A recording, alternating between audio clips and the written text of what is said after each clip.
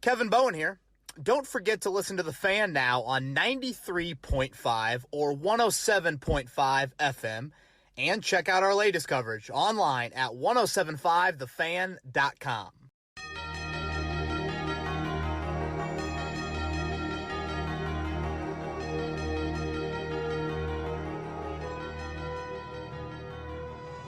And we're back. Another edition of Kevin's Corner on a Monday morning. Kevin Bowen, Chris Presley across the way. 0-2 for the fifth time in 8 years, and we're talking about a quarterback injury. As we record this around, again, noon on Monday, nothing official on Carson Wentz. Certainly it did not look great, and we'll get into that. What I liked, what I didn't like from the Week 2 matchup, 27-24. Colts covered. You know, I mean, 1-1 on the year, right? In terms of Vegas, if we're looking for positives there. But obviously behind the eight ball, which has kind of been norm for this franchise over the past decade or so. So, Chris, how's your weekend, man? It was good. It was my mother's birthday yesterday, so took her to the game.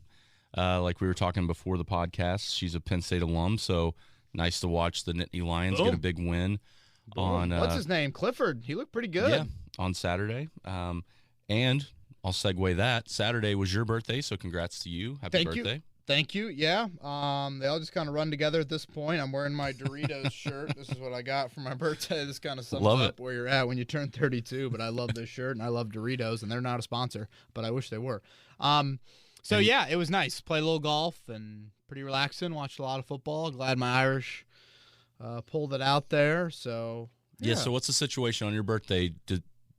Does Maddie take road? Like, do you get to watch by yourself? Or? Oh, Maddie's extremely supportive. No, I mean, I like a good family atmosphere, watching it, everybody together. Went over to my brother-in-law's house, watched a little bit of IU and Notre Dame at the same time, kind of dual TV action there.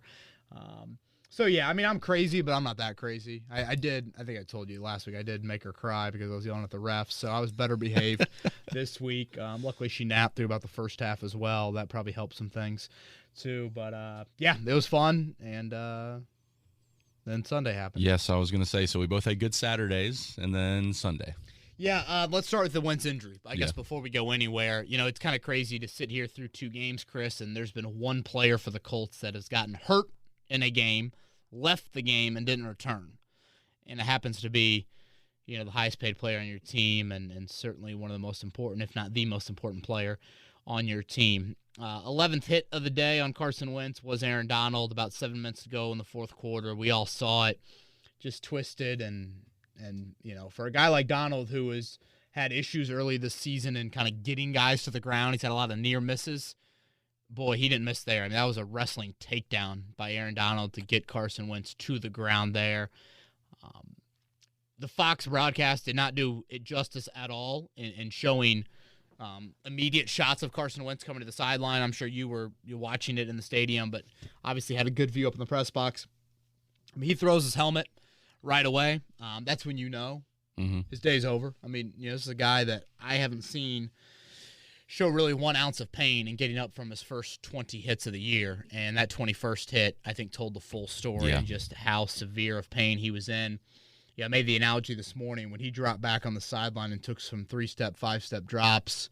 You know, he looked like a Butler student going to Broad Ripple at about 2 a.m., you know, trying to take some, drop back, see a little green 18 shouting out on Broad Ripple Avenue or something. It's just, you could just tell. He used the word or the phrase no stability after the game on that right ankle, and I think that's, you know, definitely think about it. You plant back on that right ankle, hit that, 3-step, 5-step, all of that there. And, yeah, I mean, it got rolled up pretty bad. He doesn't think that it's broken. You know, are we talking high ankle sprain? You know, is that multiple weeks? We had Jeff Saturday on the morning show today, and he was talking about, I'd rather break my ankle than have a high ankle sprain. I was going to say, yeah. You know, and that, I think, should resonate with a lot of people. We certainly remember the Super Bowl, Dwight Freeney trying to play through a similar injury back in the day. And then you get into the whole, okay, you know, where's he at percentage-wise? And what is 90% behind this offensive line right now? You know, that's another question that you have to have because, frankly, he's been Houdini-like so far through the season. And, Chris, I come away from watching Carson Wentz these first 2 weeks a bit in awe at his toughness and just his ability to continue to get up, stand in there, take shots, make plays. Certainly there's a lot of debate on, does he need to get rid of the ball a little bit quicker? And I'm sure we have some Twitter questions on that, so we'll kind of hold off. But, yeah, it's unfortunate because he's been playing pretty good football for you. I thought the shovel pass interception was not good. I know Aaron Donald kind of knocked Doyle off the route there, but that's still somewhere where Wentz has got to look and make sure that somebody is there, somebody eligible is there, not just Quentin Nelson is there before you flip that ball into heavy traffic. But besides that, I mean, hell, the play to Pittman on the 3rd and 14, that sets up your first score, and just moving the football, extending plays, the throw to Pascal for the touchdown is such a big league throw on that 3rd down. Really, really giving you chances, and I think you've been really impressed by how he's played. So I think that's where it's unfortunate. It's that of 10 reasons why you're 0-2 right now, Carson Wentz isn't on that list. Yeah. And just what does his injury do to him? How long does he miss? Obviously, stunting his own growth in this offense. I mean, hell, he needs practice time to try and, get into more of a rhythm and try to get the ball out somewhat quicker at times and just learn with this offensive line, learn with this skill group as well. I mean, those things are all of critical importance right now. So, yeah, we'll get the final word here shortly, but it could be Jacob Eason for a very, very critical September stretch, or I should say road stretch, more than a September stretch. Yeah, and as Kevin just mentioned, and I know a lot of you guys already know this, if you're listening to the podcast via streaming or on YouTube, go to 1075thefan.com because that Jeff Saturday podcast is already up. You can listen to his interview with him earlier about that situation. It was one of those things, Kevin, my mom, not going to take anything away from her, but, you take your mom to a game. She's typical, mother. She's like, that guy just needs to keep running. Like, he's the only one that's doing anything. Well, or tell that to Mrs. Wentz. Yeah. What about the overall? Overall, the game. Obviously, the injury is the big thing for Carson Wentz. Let's go into a little bit of overall. Yeah, I just feel like you had golden opportunities early in that game to play from ahead, and that's something we really talked about in the Fan Morning Show leading into Sunday is I thought the Colts would have a chance. I think my score, I'd have to double check, but I'm pretty sure I predicted 27-24 Rams, and I thought the Colts would have a breakdown on their O-line late. Frankly, I didn't think it'd be Aaron Donald ending Carson Wentz's game and potentially sending them to the sideline for a few games, but I thought the Colts would respond well, and they did. For stretches of that game, you can make a strong argument they were the better team for, maybe even longer stretches, but if you're going to tell me before the game, obviously you get 2 goal-to-go situations, you get 0 points, I would say, okay, yeah, that's a loss, and it's probably a significant loss. Against that team, perhaps more than any other in the league, you can't have that. Mm-hmm. Sean McVay's Rams are now 39-0 with halftime leads, and you let that D-line, particularly number 99, get into passing situations, and they're going to wreck you, and they did that. And now the margin for error is slim. It's 0-2. Now it's 3 straight on the road. The hope is how Wentz has played, but now it's when will he play again? Like now, that's the question that you're facing. Like, is Jacob Eason about to start? 2 games on the road, 1 game on the road, 3 games. Like, who knows? So, I'm not like full DEFCON, like tank. Like I'm not by any means there. I thought 2 and 3 out of the first 5 would be honestly to be expected, but 2 and 3 out of the first 5. But the concern is just the margin for error shrunk, and not every team responds from 1 and 4. I know a lot of people are like, well, back in 2018, the Colts started 1 and 5 and then made the playoffs. Well, your O-line didn't miss a single game for the final 10 games of the year in that season. You had Andrew Luck, and your run game was very supportive, and the schedule wasn't as daunting as the schedule is this year. So I just don't think it's easy as saying, oh, yeah, you've done it before, you're going to do it again. I mean, there's a reason why the NFL puts out these stats of how difficult it is to come back from holes, that no league has more parity than this. So any team, I don't care what the schedule looks like, you win 3 of 4, 4 of 6, 6 of 8 in the NFL, that is a incredible achievement. So that's where the worry is of just like, oh boy, you lose on Sunday. Now you're 2 games behind the Titans. Now you've lost that early head-to-head tiebreaker.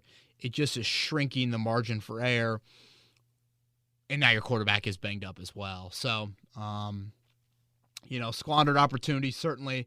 I know you've played 2 really good teams, but still, it's just something that you're behind the 8 ball. And you've been behind the 8 ball before and come back and made the playoffs. You know what? You started 0-2, and I think was it 14 you made the playoffs there. Hell, you got the AFC title game. But that's just not a given at all. And the AFC South is the gift, but things like the Titans coming back and beating the Seahawks. Oh my gosh, that was huge. Massive, yeah. I mean, I'm sitting there on my couch watching that game, and I'm like, for a week 2 game, this has some major implications. Yeah.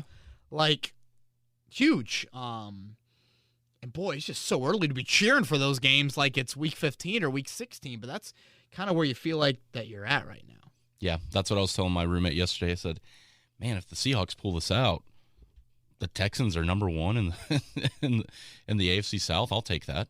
Yeah, but there you are. Tennessee makes some huge plays late, and King Henry does King Henry stuff, and we'll see him next week. Now Sunday's going to be, it already was massive. It's massive times 10. Everyone knows that listens to the podcast, what you like, what you didn't like. We always start with what you didn't like on a loss. Let's start with red zone issues. Yeah, and one thing to mention right out of the gate is I don't think this is something that's been a chronic Frank Reich issue. You go back and you look at the red zone of years past. They were middle of the pack his first year, but then they were top 10 each of the last 2 years. So it's not act like Frank Reich's play calling in the red zone sucks. Like, well, no, that's just a stupid blanket statement that really has little merit. Did Frank Reich put his offense in the best situation to succeed, particularly on that first drive on Sunday? No, definitely not. So you get down there. Taylor has a great run on a 3rd and 1. You get down there to 1st and goal to 1. You go, if I'm not mistaken, I think Wentz was under center all 4 of those plays. On 2nd and goal, you had no wideouts on the field. 3rd and goal, I think you had 1 wideout. And 4th and goal, you kept the same personnel, so you just had 1 wideout again. It seemed like you just said, come on, Rams, load the box. Come on. Like, you're not even going to try to spread them out, not even going to go shotgun. I continue to come back to it, and we saw it later in the game. A 3rd and 2, Taylor and Hines on the field together, and you threw just a quick hitter to Pascal and Doyle. Doyle made the catch. Pascal kind of set that mini pick, and it's kind of been a bread and butter play for the Colts that move the chains. Like, just the threat of those 2 in the backfield next to Carson Wentz would do wonder. Like, you stick on the belly of Taylor, Rams converge at the middle, or then all of a sudden, Wentz and Hines will run a little option, and maybe Doyle's flaring out in the flat if that doesn't work.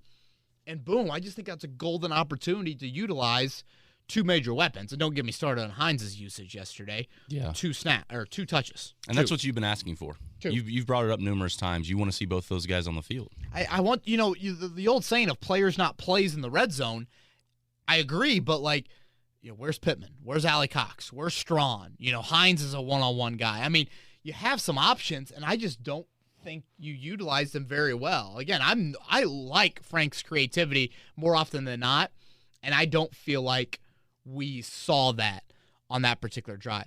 Having said that, I will plagiarize Quentin Nelson and use the exact quote he used. It's unacceptable for that offensive line not to get 1 yard. Unbleeping acceptable. It is no offensive line in the NFL has as much resources invested into it as the Indianapolis Colts. And for you and unable to get 1 yard in that situation, again, after you had kind of blown them off the ball, really, for that first drive, that's unacceptable. And Quentin Nelson was spot on with that statement. So I feel like we get so caught up in this must blame Reich or must blame players. And more often than not, I think it's blaming Reich. I just think we're all kind of, wired to blame coaches more than players. Folks, we can lay blame at both people's feet here. Like the offensive line, you got to get 1 effing yard. Frank Reich, did you do yourself and your offense favors in keeping that box, maybe trying to lessen the crowd in that box? He did not do his unit a whole lot of favors there. So, whether it's, some window dressing, some RPOs, like I said, Hines, Strawn, Pittman, Allie Cox, whoever you want to talk about, It just seemed like they got real predictable. I don't have any issue with going for the touchdown there. I think you got to know, the Rams are probably going to put up a good amount of points. I know a lot of people are like, the Colts are squandering constant opportunities. It's like, today's NFL, especially when you're playing those types of teams, you're probably going to have to score a good amount. So I don't have an issue there. The second goal-to-go situation, we got stuff. You had first and goal to 10. Like, first and goal to 10 is not just a no-brainer walk-in touchdown. So I do think we need to acknowledge that as well. You had the great play to Pittman to start off. I think it was a 7-yard reception to him on a little curl. Taylor gets stuffed, and then that's when you threw the shovel pass. By the way, I don't know if I've ever seen a shovel pass picked off. I was in the other end zone. I was section 124, so I'm watching it from behind, and I'm like, that ball just got picked off. Yeah. What? And then you watch the replay, and you're like, who was he? You could obviously see Doyle towards the end there coming into the screen. Yeah. But I'm like, who the hell was he shoveling it to at first? And, if you watch the replay, I thought he maybe could have dumped it to Hines, the other part of the shovel, the non-shovel, I guess, in that situation there. But to get back to the whole out-coaching thing, you listen to Rams players talk after the game, they're like, oh, yeah, our scout team ran that play against us this past week. Like, we knew full well it was coming. And you watch Donald, and you watch, 51, Reader, I think's his name, who makes the pick. Usually everyone forgets about the shovel. Mm-hmm. Everyone forgets about that Doyle part. They almost knew that part more than they knew the Hines, going in the flat part of it. So that was read one for them. Yeah, it really was. And again, their players were adamant after the game, like, oh yeah, that was a play we knew in the goal line. It's not like the Colts have run that a ton. They definitely have run it, but not a ton. And that does go back to a little bit of, you cannot sit here right now and tell me that, and I can say this and still be like, Frank Reich does not need to be fired. But Frank Reich has been outcoached by Sean McVay and Pete Carroll. And those are two really good football coaches. And those two teams, I think we expect to be there, pretty late in the season. Yep. But, when you have a coach like Frank, and he's not going to GM it, he's not going to manage the whole operation, he's hired for a large part for his offensive mind. When that offensive mind does not give you an advantage, your team's going to suffer. And right now, Frank Reich has cost the Colts. Again, I don't think it's devastating to the point where, oh my gosh, he must be fired tomorrow. No. But as we've talked about, the seat needs to be warm, and these guys need to be held accountable and continue to be held accountable throughout this season. We'll see how it unfolds. It's early. But right now, particularly in those goal line situations, very disappointed. Because, man, you know me, game flow. You play from ahead, could be totally different. And yes, the Rams gave you a break in the second half to get you back in it. But if you're able to punch, let's say you get 10 points out of those two goal lines, whatever, 7. It's just different. Feels different. Maybe Wentz isn't getting hit 11 times. All those things. But Kevin, some people are going to come back and state, well, what if you would have taken the 3 early? Yeah, and again, I just felt like you're on the 1-yard line at that point. To me, it had a bit of a win. Like, are you going to stop the Rams? I am not this person that ever will sit here and be like, you always go for it, you always kick the field goal. Like, each situation has its own life, and I really try to focus in on that week in and week out, depending on that spot. The hurry up into 4th down, I don't know. The Rams sniffed that out. They weren't even thinking really QB sneak. They just sniffed that out knowing that they were going to pass there. So what I do in the press box is I write down my thought right then and there. And I got to stick to that thought. Mm-hmm. So, because, that's what Frank's doing. Frank has, very little time to really process that. Sure, on 3rd down, it starts to creep into his head. Smart. But I sat there and thought, go. I think this is a go. If you can't punch it in with that O-line, you got some issues. Let's stay there with the O-line. Right now, the Colts got some issues. Yeah. Anything else you want to talk about? Any, Fisher or anything? Yeah, I just think it's across the board right now. Mm-hmm. Fisher, obviously, I'm not going to, he was fine. There were a couple of mistakes, but, hell, the guy's coming back from an Achilles. I'm not going to rip him by any means. You need better from Ryan Kelly. You really need better from Ryan Kelly. Ryan Kelly and Darius Leonard right now. Two guys that I'm sure they're hurt. They're dealing with some stuff, but You just need better from him. Julian Davenport looked like Julian Davenport. I don't understand the lack of – I just feel like they didn't really double-team Donald as much as I thought they would, nor did I think they helped out Davenport as much as they should in that game. And how about the run aspect to it? You know, pick a player. Taylor, Hines, Mack, it doesn't matter. They're all under 4 yards per carry right now. Like, you're built to run it, and you're built to exceed in the trenches. And right now, you're not doing either of that. So, what gives Colts fans, I think, hope moving forward is you don't feel – I mean, Braden Smith isn't on IR. Like, you don't feel like it's going to be too long with Braden Smith. Your offensive line usually is the strength of this team. So, that gives you hope, certainly. But if it doesn't improve, I mean, the consistency of this offense is just very, very difficult to see. And I guess going back to that, stuff situation on the goal line, the first one, Chris, I don't look at the Rams D line as a bunch of frickin' 330 hog mollies in the middle that you just can't, Haloti Nada and his children in there. No. Like, I mean, Aaron Donald's, 285. Like, we don't look at him as, like, fierce run stuff for Aaron Donald. Like, that's not him. Yeah. And yet you couldn't get 1 yard? 1 yard? People yesterday were like, I didn't realize Floyd was so slender. Like, and just Floyd so is lanky. Untouched in, like, 2 of those situations. Yeah. Coming off the edge. And, man, stick it in Taylor's belly and boot it with Wentz, something. It was, shit, man. It was, oh, boy. O-line's got to be better. Well, hopefully they're not nagging injuries across the O-line for the duration of the season because we don't get a bye till week 14, which right. I'm sure some of those guys are looking forward to that down the road. Talk about winning in the trenches with the defensive line. Their defensive line, as you just mentioned, played very well yesterday. You don't feel like ours did.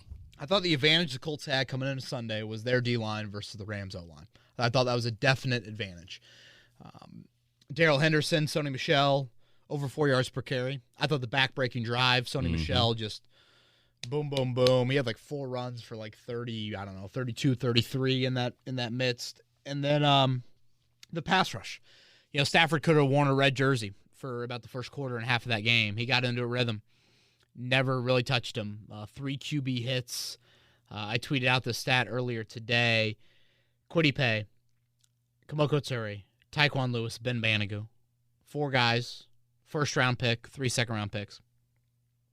88 snaps for those 4 combined. 0 sacks. 0 QB hits. You got to touch the guy. At least touch the guy. I believe going back to week 1, just 1 QB hit out of that quartet as well. Obviously, Kwity didn't play in that week, Kamoko didn't play in that week 1 game, but you got to have more out of the edge group. You got to have more. This is not some just studly offensive line for the Rams. Stafford, he held on to it longer than he usually does. There was somewhere I was surprised he didn't run because there was no one in the middle of the field. I'm like, and a couple of those QB hits were some of those where it's like, Stafford, go ahead and run, and Buckner kind of hit him from behind one time. And yeah, it was just you have to create more with that front 4. You talk about investing a lot in your O-line. You've invested a lot in the D-line. I mean, think about that. I just rattled off 4 guys you've spent top 2-round picks on, and think about how much you've invested into Buckner. I mean, that's a huge amount. Grover Stewart, big investment as well. Now, Buckner and Stewart are obviously very good football players, but right now, for a team built through the trenches, your trenches have failed you. And just overall, you failed Carson Wentz. Like, when you think about it, you have certainly failed him through 2 weeks in that you promised him support. You promised him better O-line play. You promised him better coaching. You promised him continuity at the skill positions and a run game that would take more off your plate. Pick any of those 4. Not one of them has supported Carson Wentz. And that's damning right now when you're 2 weeks into it and your quarterback has played that well, and now he's on the shelf. And we'll see how long he's out there. So, I thought your D-line, man. There was one time, it was a 3rd and 10. You brought the house. You brought 7. I think Cooper Kupp over the middle. I mean, Cooper Kupp's still running in the middle of the field right now, or hell, somewhere on the field. He's a streaker to chase after him. I heard Donald and Kupp right? more from Jansen yesterday than any other name. It's I will note that the Kari Willis interception came with DeForest Buckner off the field. And remember, last year, I don't think he had one turnover with Buckner off the field. I thought Stallworth and Lewis did have, I think, an early pressure there that forced the, the ball almost looked like it slipped out of Stafford's hands there. But not enough. Not enough at all from your trench play. Biggest drive of the game. Sony Michel runs it at you. Biggest drive of the game when you take the lead. 4 plays, 70-some yards, so quick. Cup down the sideline. Cup beats Rock on the touchdown, or Carey, whoever it was. I think it was Rock. Just how you want your football team to be built is failing you. Yeah. And quickly, like you said, running it at you, he was running it at them. It wasn't like he was he was going through the A or B gap every single time. Yep. Like, okay, here we go. All right, well, let's stop being pessimists. We know that we lost. Let's go to things that we did like, because there were some glimpses. Obviously, Wentz toughness, as you mentioned. Hopefully the ankle injury comeback not as bad as some people might think they will be. Carson still played fairly well. Yeah, agreed. Again, we talked about the interception, but extending plays, hanging in their pocket, delivering some balls, down the field to Pittman. I thought the 3rd and goal throw to Pascal. If you just watch that sequence, Chris, the 3rd and goal touchdown to Pascal. First down, he should have been sacked. Second down, he should have been sacked. He's Houdini-like. He somehow escapes. I thought Greg Dole had a great line in the paper. It's like sometimes it's kind of like poof. Carson Wentz just appeared. Like, I could have sworn he was, sacked on that play. And then, boom, here's 6'5", 240, and he's stumbling and moving out of the pocket, and he still got the ball. The ball to Pascal, again, I thought was really good. And, he scrambled to keep plays alive and scrambled for runs, for actual gains. Without him, boy, that rushing average would have looked even worse. So, kudos to Carson Wentz. He has played much better football than I thought he would play these first 2 weeks of the season. I don't remember too many throws that I'm like, that ball should be picked off, or that ball, was a horrible decision. He was lucky it wasn't picked off. Like, I don't remember too many of those. It's just a few more big plays this week. His yards per attempt was at a much better number. I get it. It's a tough balance. One of my buddies who I think is usually a really even keel fan texted me after the game and was like, feel free to call me out, but I just feel like Wentz opens himself up to some of these hits. And I go, yes, but this is what you signed up for. You wanted to get a higher ceiling at quarterback. And with that means a guy that's going to hold on to it a little bit longer and going to try to make the big play. And ultimately, I think that's what you need to get all the way there. I mean, you see Mahomes and Jackson last night, that they take some hits. But shit, I mean, it's 36-35 or whatever that final score was for a reason, because those guys just make plays. You knew what you were getting with Carson Wentz, and you cannot coach all of that out of him. Because if you try to make him into Phillip Rivers and confine him to a pocket and be quick rhythm, that's not his strength. He's not good at that. So that would be a hindrance to him. There's a little balance to it, but even if you watch that opening drive, I mean, there was some quicker stuff, but it's still taking a few chances down the field and trying to hit on some bigger chunks and whatnot there. So whether it takes max protect or what, or getting him outside of the pocket, I don't think we've seen a lot of just true rollouts, let him get on the perimeter and make a play. This is what you got right now at the quarterback spot. So I did want to note in here that, I thought Carson Wentz played fairly well. And he's not sliding. No. He goes head first a lot. He is a head first guy. Yeah, he goes head first a lot there, which I guess you are giving up yourself when you do that as well. But, man, he had a nice scramble there on the near sideline for that first down. I was like, oh, he had to have gone out of bounds. And no. Thought the same thing. Move the chains there. It's just I hat tip to Carson Wentz for his toughness. It's pretty impressive to watch him continue to get up hit after hit. And you're going to have to live with some of it. Like that, if you want him to play to his strength and want him to give you the big plays, you're going to have to live with some of these shots that he's taken. Love that Pascal made that touchdown catch after I can't stand these taunting calls this year. The taunting calls? Oh, they're horrible. I mean, all he did was point over the guy's helmet. Yeah, and was like, horrible. It was this guy. He was the one who hit the official. Yep. Targeting's awful in college football. It's an awful rule. and taunting is equally as horrific. One of the really good things that we're going to mention now, Kevin, talking about Carson Wentz, and one of the reasons he played so well yesterday, Pittman looked like a wide receiver one. There were some, and that especially that first deep ball, because Pittman had his arm grabbed, came back to it. It was a little underthrown. Michael Pittman had some fire, and I don't know if it's because Jalen Ramsey just does that to people, but Pittman just had some zest yesterday that I loved. I mean, you know what we always say about Pittman? There's no USC pretty boy in him when he gets on the field. I mean, he's ready to go. And that 42-yarder, what he did a great job of is spotting that ball early. It's almost like a great punt returner if you're seeing it great. Because Carson was under duress. Donald, I think, hit him on that play as well. And great job by Carson to hang in there and take that hit. And then Michael Pittman just high points it and finds it. And like you said, he's kind of getting held a little bit. And, that's just kind of a play that typically refs let go because it's outside of the pocket and, guys are kind of hand fighting and whatnot. And Michael Pittman held his own and stayed concentrated and made that play. I still want to see just some schemed up stuff where he is in a bit more of an open field because I think it's tough to tackle him in the open field. And then I'd have to look it up. I'd love to know how many times Michael Pittman's been targeted in the red zone in his life. I mean, it feels like he's just not. Yeah. Just not targeted at all.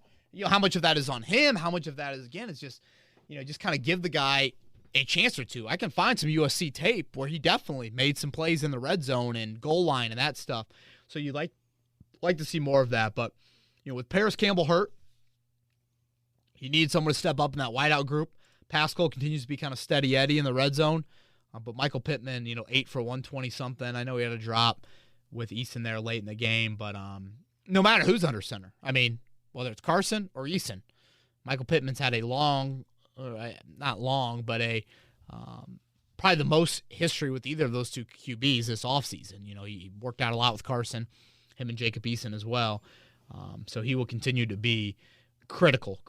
And you're looking for individual skill talent to emerge. Pittman did that yesterday. Now I think he's just kind of stringing it together. Yeah. Moving forward. Yeah, and better play overall. And you just mentioned Steady Eddie. Special teams. I mean, week in and week out, our special teams continues to produce. Yeah, I mean, Rodgers starts the game with a great return. Obviously, the whole fumble thing was just, God, it looked like just something UConn football would do. Lord. I don't even know what happened there by the Rams. Doolin was on it. Nice work there. But Hot Rod, very nice start. And George Odom continues to make plays, from a tackling standpoint. So, yeah, the Old Faithful special teams continues to be there. Anything else overall that you want to mention? Yeah, I talked about it a little bit briefly earlier. I just think it's inexcusable for Nyheim Hines to touch the ball 2 times, both at the end of the first half. Marlon Mack gets, 5 carries for 16 yards, and Nyheim Hines touches it twice. Yeah. What are we doing here? I mean, hell, just frankly, based off how much money he makes, he should touch the ball more. But seriously, it's a team that struggles to have individual playmakers. He is one of them. He is a guy that teams, I think, specifically have a game plan for in the sense of 21's on the field, guys. Really versatile. He'll split out wide. He'll catch balls out of the backfield. He'll run it in between the tackles. There is a bit of a scouting report on Nyheim Hines. The fact that the Colts don't give him the ball consistently is just, it's maddening.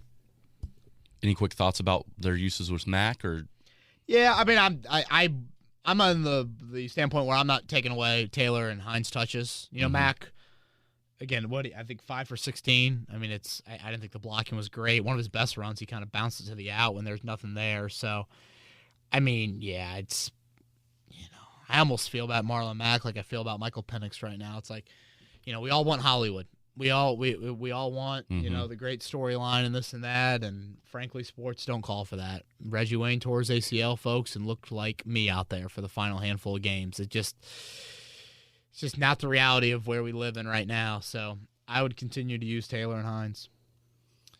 All right, well, let's jump to Twitter questions, Kev, because we got a lot of good ones. Unless you have anything else to add. No. First one comes from Los Angeles, actually. West Coast Colts fan, Daniel, writing to us, who appreciates the podcast every week and the consistency that you produce. Love it. Thank you, Daniel. His question is basically with the Colts struggles the first 2 weeks, which player is going to be the biggest difference coming back from injury? He's torn between Xavier Rhodes and Braden Smith, especially with Carson Wentz facing the ridiculous pressure that he's had every down, but also the secondary continues to get torched multiple times a game. Yeah, I think it's Braden Smith. So many one-on-one breakdowns across that O-line, and it just seems like the Colts are really stubborn to help. So, if you're going to help, he's got to get back there. Secondary-wise, boy, teams are really scheming up the Colts well, I feel like, back there. Like, who can we get on Kari Willis? That seems to be kind of the popular thing right now. I don't know how much Xavier Rhodes is necessarily curing that. Of course, when you show me Julio Jones and A.J. Brown next week, and yeah, I guess you take a little bit of break from the receiver gauntlet, but you still got some really good ones in November and then in December as well. I think it's Braden Smith, but I don't want to act like I'm like overlooking what Xavier Rhodes means to this team either. Yeah. Jay wants to know, why is our best defense on many passing downs praying that the opposing quarterback misses a throw? When do we change our defensive scheme up front, or the front four aren't getting consistent pass rush? I mean, Jay, I don't see the blitz getting home. When have Darius Leonard or Kenny Moore been at the doorstep of a sack so far through 2 games?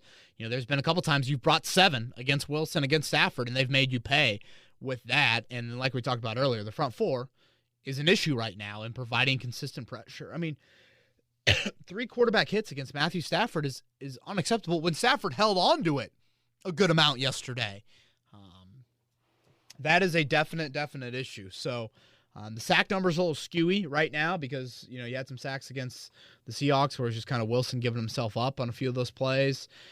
But, boy, you got to be better with your rush lanes when you are rushing from a blitzing standpoint.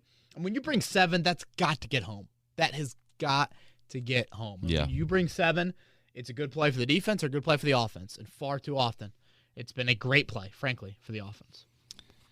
Kevin, Matt's question refers kind of back to what you were talking about earlier in regards to draft capital and second-round picks. He understands this is not Dio Dangbo's fault, and he hopes that he comes in and does prove him wrong and does well.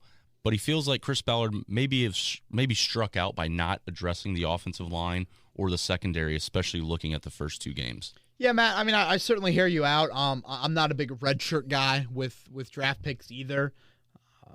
I will point more towards past offseason opportunities when you're referencing this. I walked away from March, and I thought the 2 outside of the proven pass rusher, and I was very big on that. Find that proven pass rusher, and where did we have Danico Autry slotted in our green, yellow, red? We had him in the green. Yep. Did you watch Danico Autry yesterday against Russell Wilson? There's a reason we had him in the green. I thought wide out and corner. Not at the top flight, kind of the mid-level, Pascal-ish type of thing. Yeah. Where it's just a reliable, somewhat proven commodity to help out both those position units. And then, when you talk about past drafts, I mean, obviously that 2019 draft right now is starting to trend towards more of a bit of a sore eye. For those that watch Thursday Night Football, and Montez Sweat was red flagged by the Colts due to a heart condition. He's 3 years in the league. He hasn't missed a game. And what do you have? 9 sacks, 7 sacks, I think his first 2 seasons. He's got 2 through 2 games this year. It's just, and you trade back and you take Rock with that first pick there, and then you take Banagoo, and Marvell Tell's now not on your team, and Campbell again is hurt, and I'd have to look close to that 2019 draft, but it just hasn't been what you thought it would be. So, yeah, Matt, you can point directly towards Dio Dangbo, but I think it's a little bigger picture than just being narrow-minded into that redshirt pick here in round 2. I mean, hell, right now. And again, we're 2 games into it, but I didn't expect Kylan Granson to play 12 snaps in 2 games combined, and I don't think he has a target. You're right. I'd like to see a little bit more too. as well. I mean, he got in there those few times on the goal line on Sunday, and I'm thinking, oh wow, one of these got to be a play action, and Granson sneaks out there. Yeah. No. Well, there's a former Colt quarterback who actually played yesterday, and Ross wants to know how much it would take to get him back on the team. That's Jacoby Brissett. Oh boy, Ross. Shit, didn't the Dolphins get shut out? I believe so. Yeah, I saw Jacoby had some comments after the game. I'm a starter. I'm like, all right, okay. Yeah. See what you have in Easton. Here we go. Hey, Jacoby Brissett, 2 weeks. Yeah. Against Colts. Right? I mean, 2 ribs. Was that right? Yeah. Is that what I saw? And you never know. I mean, he might be in there when he comes back to play the Colts. Yeah. Or when we go down to play them. I don't want to see any veteran quarterback trade. Nope. Roll with Easton, see what you got, and as Carson Wentz said after the game yesterday, pray. Dude, watching Carson Wentz kneel down to pray yesterday after the game. Just painful. I'm like, Carson, I'm not going to act like I'm some religious buff by any imagination, but I think you can stand up and your higher being would understand. You're like, I don't think you got to go full knee, knee on the ground for us here. I think you're good. I think the genuflection of you standing up, I think, whoever your Lord and Savior is would understand. Yeah, it's funny. My mom's favorite parts of the game were the national anthem. Oh, which was awesome. Tremendous, yeah.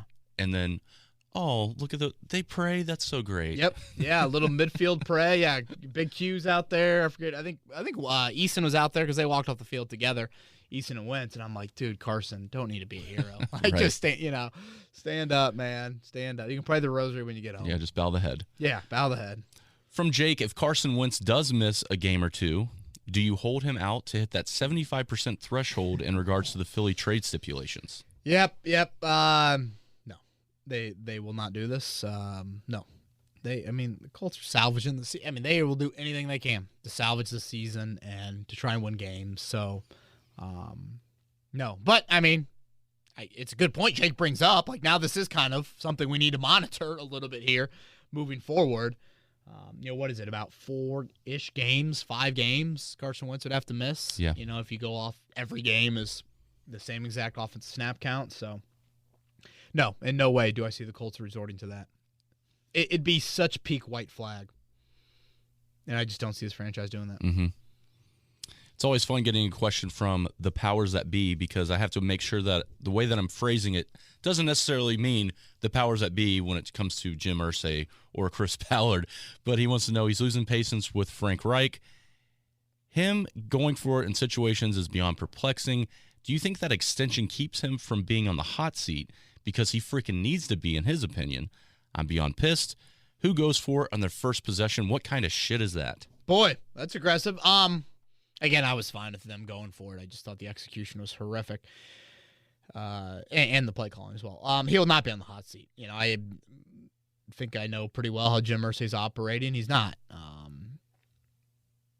The seat warmer analogy, folks. That's what we keep on going back to. It's on. The seat warmer's on. Some of these mornings lately, Chris coming in the studio, I might have grown up in Carmel, but I'm not Carmel soft.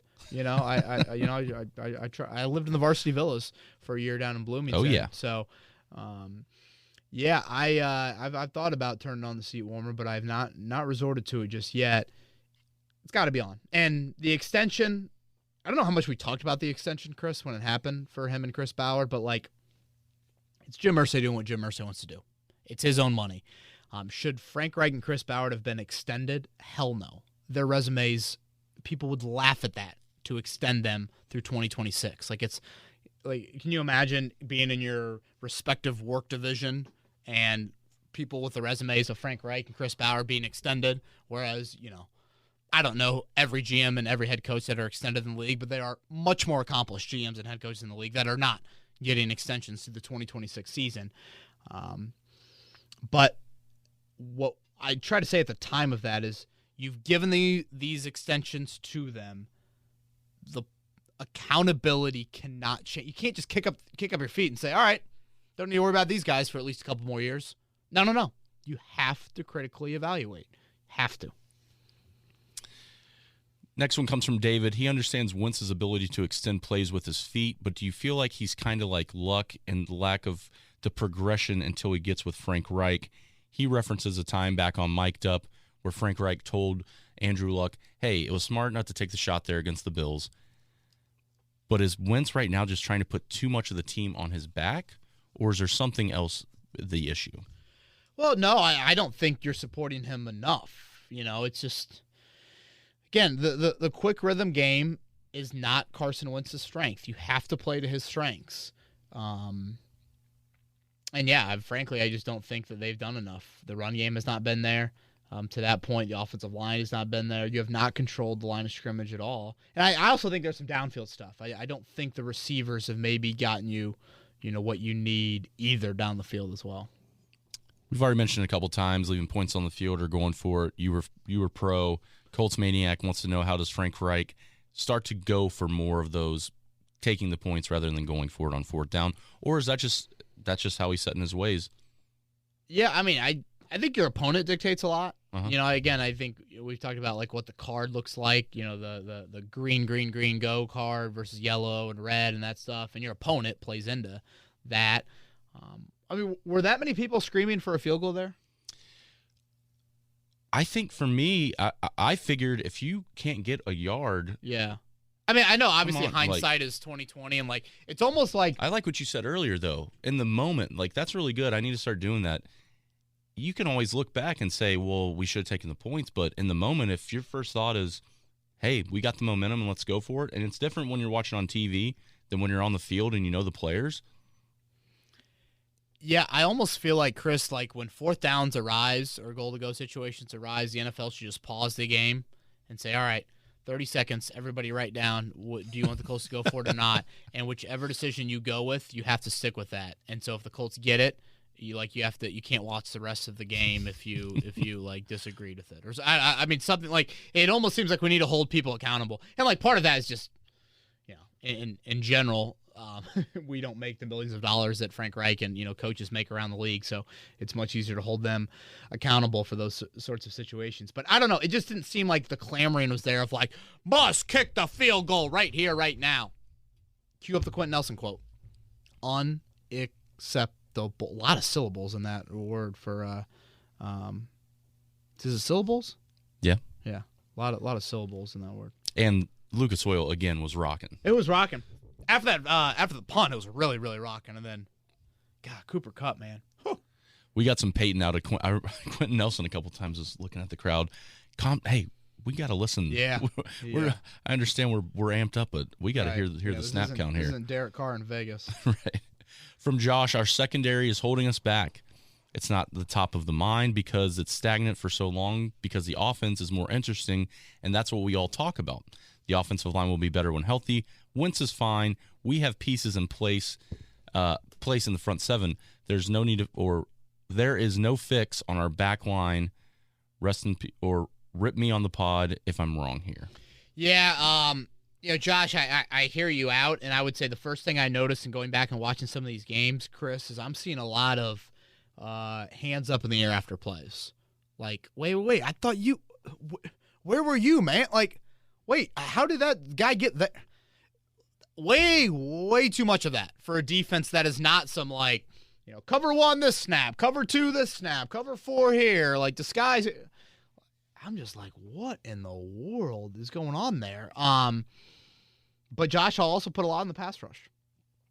Like, that is where you have so much invested and have put all this into it, and you've got this, freakish talent at defensive tackle who commands or should command a lot of attention, and the inability to play off him is a big problem right now for this defense as well. So, and I don't know, man. Does Kari Willis look hurt? I just, it just doesn't seem like I know Kari in coverage is not considered a strength, but that's been an issue for sure. Well, Kevin, stay there with the defense, because we talked about trenches earlier. Jeremy wants to know, is the offensive lack of protection or the defensive line the bigger issue right now? Offensive line, because your quarterback's hurt. Yeah, I mean, the inability to protect has now injured your quarterback. Both are major reasons to, be disappointed. We talked about it earlier. I mean, you're sitting here at 0-2, and I wouldn't put Carson Wentz or Rock Ya-Sin on the top 10 reasons why you're 0-2. You can look at it one of two ways. That's really encouraging, or it's really scary, because who says Carson Wentz and Rock Ya-Sin are going to continue to play well? And that might be unfair to group both those two together. But, yeah, I would say O-line, but obviously I'd put the D-line. They're just well, and to me, Jeremy, it's not just the pass rush. Again, you haven't stopped the run either, and that's what this defense has been known for more than anything under Matt Eberflus has been stopping the run. That hasn't been there either. CMC really likes that Zach Pascal showed up, but other than him, he doesn't feel like anyone else has. So is Carson Wentz, is it safe to say that he's the best player on the Colts right now? Oh, wow. Like, are we getting a 2-week MVP right now? Is that what we're doing? Let's go for it. Okay. 2-week MVP on Kevin's corner. Here we go. He says Wentz. He feels like Wentz. Or he's asking Wentz. Okay. You know who I'm going with? Mr. Blankenship. Wow. Made kicks, couple long ones, right? Weren't both 48 and 46 both to of them start. were past 45. Yeah. Gen Con this weekend. I don't know if Hot Rod, celebrated with some people, but let's go. Hot Rod. Wow, that's a great question. Pascal, he would be on a ballot. Certainly Wentz would be definitely on the ballot. Yeah, man. Gosh, I guess maybe throw Buckner or Stewart on there. Yeah, I got Ashton Doolin, George Odom.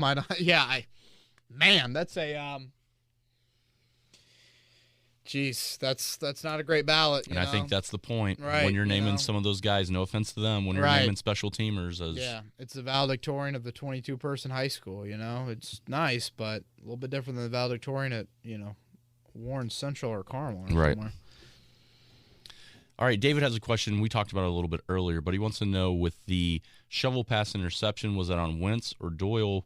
You felt like the Rams just kind of knew what was coming. Sniffed it out. Wentz never really looked to me, so I'd put more on Wentz. Great play by Donald. Great play by the Rams. Flat out. Great play, but, if I'm throwing a shovel pass in trap, I feel like quarterbacks have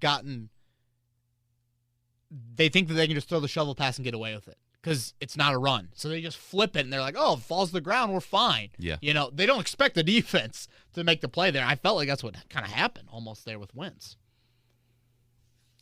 All right, we got a question, a scale of 1 to 10 from Josh. Okay. He wants to know, Darius Leonard and Quentin Nelson, he feels like their injuries might be nagging them for the rest of the season, wants to take care of their ankles and other procedures. On a scale of 1 to 10, rate your level of concern. 1 being you're chilling with no worries. 10 being the pants are soaked, got to change the underwear. Oh, jeez. Josh, that's just checked my pants to make sure I was good down there. These are nagging, Chris. These are nagging injuries. You talked about it earlier. The bye week's not until December. The mini bye isn't until early November. Quentin Nelson's had 3 surgeries in 9 months. Mm-hmm. Darius Leonard had a surgery back in June. That's not that long ago. It's 5-ish. Not even at the end of September, and we're seeing them miss multiple practice days during a week. Man, it's it's the age-old question. I'm looking at that Rams injury report this week, and I'm like, what? On Thursday, 52 guys are practicing full. All 53 are practicing? Yeah. I'm like, the Colts have 6 of their top 12 or 14 guys out. It's just, if there's one thing I apologize now, 300-some podcasts into this Kevin's Corner, I wish I had a better answer on where blame should be placed for the Colts' constant injuries. I wish I did. I'm sorry. I'm sorry it's continuing to be a question because I hate injuries more than anything in sports, and I'm sorry that I don't have a better answer for you. I've heard in certain cultures or different teams, veterans, depending on what team they're with, they get Veterans Day off or a Thursday. Are the Colts like that or do? Yeah, Jack Doyle hasn't practiced on these first 2 Thursdays of the year due to rest. There are some players. I don't think Donald practiced last Wednesday, but I look at this injury report and I make sure that I'm separating the rest guys from the injured guys. And again, the Rams, even with the veteran rest days, they literally had all 53 guys practice. Yeah, and the one guy was limited, ended up playing. He was the dude that I thought grabbed Wentz's face mask. Oh, yeah. Fox never gave us a great replay of that, but that's what it looked like. Question comes from Tanner. Tanner hasn't listened to the podcast lately. Come on, Tanner. Throw it on. What do you think about Naheem Hines getting more snaps at receiver? Feels like he's one of the best receivers on the team right now. Yeah. Or just in general, really. Right. I was going to say, hell, he could play, punt protector. 2 touches. 2. How many snaps? He had to have played. I tweeted out the snaps earlier. Had to have played at least 30-something. Yeah, it's just 2 times. Yeah. I don't get it. 4 more, this is from JD, considering our talent on defense, Can we start putting some of the blame on the scheme? Matt Eberflus hasn't impressed him much, and his scheme design does not live up to the big plays, and is pretty bad about giving up those big plays, and also the little ones. Should the fans be pointing their finger at the defensive coordinator?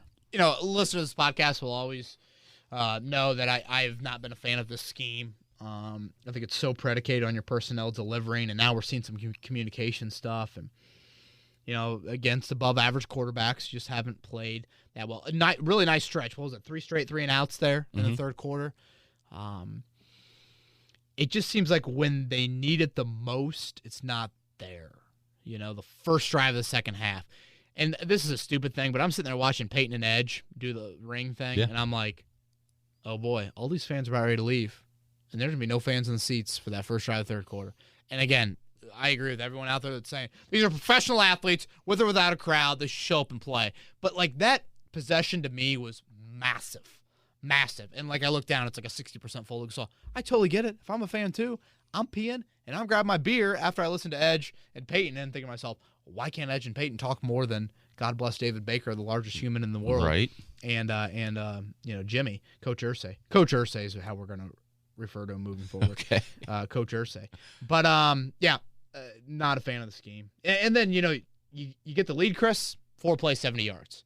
You tie the game on a field goal, and boom, Michelle. There you go. They're in field goal range, and boom, it's over. All right, 3 more. This one comes from David. Does it make sense to bench Carson Wentz as much as possible given the trade terms? We played him knowing the game was over, risking his health and potentially a first-round pick, depending on how the year goes. I also don't know if he's hurt. I also don't know if it hurts the team later on because it's kind of bad faith, but you can play the injury card. Look at Carson Wentz. You think that dude's going to sit? Nope. Look at him. I mean, that dude's a tough mother effer. I mean, he is boy. No, David, I mean, does it make sense? Sure, if all you care about is the future of the team, but it's just not how NFL teams operate. They just don't operate that way. And I also come back to this, David, we just need to make sure at the end of the year that Carson Wentz is the guy. If Carson Wentz has 2 more injuries or something like that, boy, I mean, this is a long injury history for a guy all of a sudden hitting the age of 30. So, yeah, no, it's not happening. I feel like I almost did, I almost tried to do a Joey Molinaro, Nick Saban. It's not happening, so quit asking. But I knew that. We take all questions here, and I knew I wouldn't even sniff Joey's expertise there. Joey looked to have a fun weekend down at LSU. That was awesome. Coach O. I think we're going to have him on the show sometime this week. Sweet. This one comes from Kat. Let's say Wentz isn't able to finish the season. Colts end up with a top 8 pick. Do the Colts draft a quarterback, or should they? Cat need a little bit more there. How much is Wentz playing? How many games did he miss? Yes, he didn't finish the season, but how does he look in those games? Chris, I don't know. I'm watching some of these college quarterbacks. I'm kind of like, wait, what? Rattler? What? You're right. Desmond Ridder? I mean, I don't know. Maybe I'm the kid from Liberty. I don't know. You're right. I got the mock in front of me, or one of them. Some people have Rattler not going until the 12th pick. Well, who other quarterbacks am I missing? Sam Howell from UNC. If you wanted a quarterback, last year might have been the time. The guys coming out, and again, this can all change. Shout out to Carl Loftus from Purdue. He's projected to go maybe top 5 off the end. That dude's a stud, and obviously pure homer bias, but the other stud in that field on Saturday was Kyle Hamilton. I mean, yep, and he's up there too. Yep. All over it. Man, Kyron Williams just running possess. Yeah, I hope David Bell's isn't hurt. Me too. Too bad. Purdue's got big. He still hung onto the ball. Yeah, that was absurd. How do you just hang on? I mean, whatever. That dude's a freak. All right, last question from JJ. Do the Colts show way too much confidence in their players? Meaning Ballard won't get the unvaccinated player. Ballard won't get on the unvaccinated players because he trusts his guys. Says I'm not sure. But I don't think trust is an effective virus fighter. Reich almost always goes for it on 4th down. I'm guessing it's more to show confidence than because of the analytics. What are your thoughts? Yeah, I mean, I don't. Gosh, I got nowhere. Do they trust their players too much? I do think at times, more so with Frank. I think a big reason why the Colts did the Hard Knocks things is honestly to cater to some of their players. I think players like it. The players want to be in the spotlight. Players are pissed they're not elected to the Pro Bowl. Does this help them get more national attention? I think that's a big part of it. Sure, Coach Irsay certainly had a big, part in this happening. But, once you convince Chris and Frank a little bit, I do think they've always, Kevin Pritchard does the same thing with the Pacers. They look at it as, all right, in a smaller market, you need to cater to players at all costs. I mean, I've certainly seen it firsthand. So that's fine. I get it, But, I've always said this about Frank. We're never going to hear him publicly, attack isn't the right word, publicly demean a player. That's just never going to be Frank's MO. That is perfectly fine. Do I wish it was a more Bruce Arians, fire and brimstone? Yes. But that's just me being selfish because I appreciate honesty and I appreciate unfilteredness. But when behind closed doors, the nice comments that you make that you might not mean, when that all of a sudden impacts your actions, that's when we have issues. That's when that stuff cannot continue. And I felt like that happened with Adam Vinatieri. That's the stuff that just cannot happen. So, yeah, I don't think trust is an effective virus fighter. Oh, boy. Jeez, that could be. That's quite the one to end on, Chris Presley. I'm glad you did mention the Hard Knocks thing, though. Yeah, I guess we haven't talked about it. Inject all the behind-the-scenes footage into my veins. Inject it all. I am such a fan of it. We had Pete Ward, COO of the Colts, on the Fan Morning Show on Friday, so check that out if you missed it. We're actually going to have the Hard Knocks producer or director, one of the two. I should probably look that up before we have him on tomorrow on the Fan Morning Show as well. The only kind of negative, the only kind of question I have is just don't tell me you're doing everything you can to keep COVID out of your building. You're bringing employees that aren't your employees into your building. So, don't sit here and be like, we're doing everything we can, blah, blah. No. You're not doing that. So, yeah, that's talking out two sides of your mouth. But, again, I am all for behind-the-scenes stuff. Yeah. I'll be honest, I don't watch a lot of Hard Knocks. I heard the Cowboys series was kind of poor based off some people. I think people just are tired. It's always the Cowboys. Cowboys, I think Ravens have had it twice. Gotcha. Some of it's just... I had a buddy of mine who was like, it's too liberal. They're talking too much about blah, blah, blah. I'm like, oh, geez. No, for me, I just don't want to hear Jerry Jones take over the mic all the time. I love Jerry's voice. Yeah, that's totally fair. But no, I'm excited for it, to be honest with you. But I come at it from a different point of view. I don't think it's going to be some mega distraction. I really don't. If you can't handle a couple cameras that are in corners of rooms, and it's not like they're literally sitting there zooming in on Carson's notebook breaking down the Rams defense, So, yeah, those are my thoughts. If you missed it, check out that podcast, Pete Ward Fan Morning Show. All right, Chris Presley, man, it's a big one. It's a big one. It is. It's a big one. Sunday, 1 o'clock. Colts have dominated in Nashville over the years. What a big win for the Titans. We'll see where they're at. They've done a great job responding under Mike Vrabel. Now is the time. Do they kind of let up a little bit? And A.J. Brown had a couple big drops. They got some injuries on defense as well. And obviously the elephant in the room becomes Carson Wentz, and I guess both of his injured ankles. Saw Ian Rappaport mentioned that earlier today. So as Chris said, 107.5 The Fan, your latest. My reaction each and every morning, 7 to 10 a.m. here on the morning show. He's Chris Presley. I'm Kevin Bowen. Everybody have a great week, and we'll talk to you next week on Kevin's Corner. This has been Kevin Bowen. Thank you for listening to another edition of Kevin's Corner. If you haven't already, subscribe on iTunes or Stitcher for the best Colts and Pacers coverage.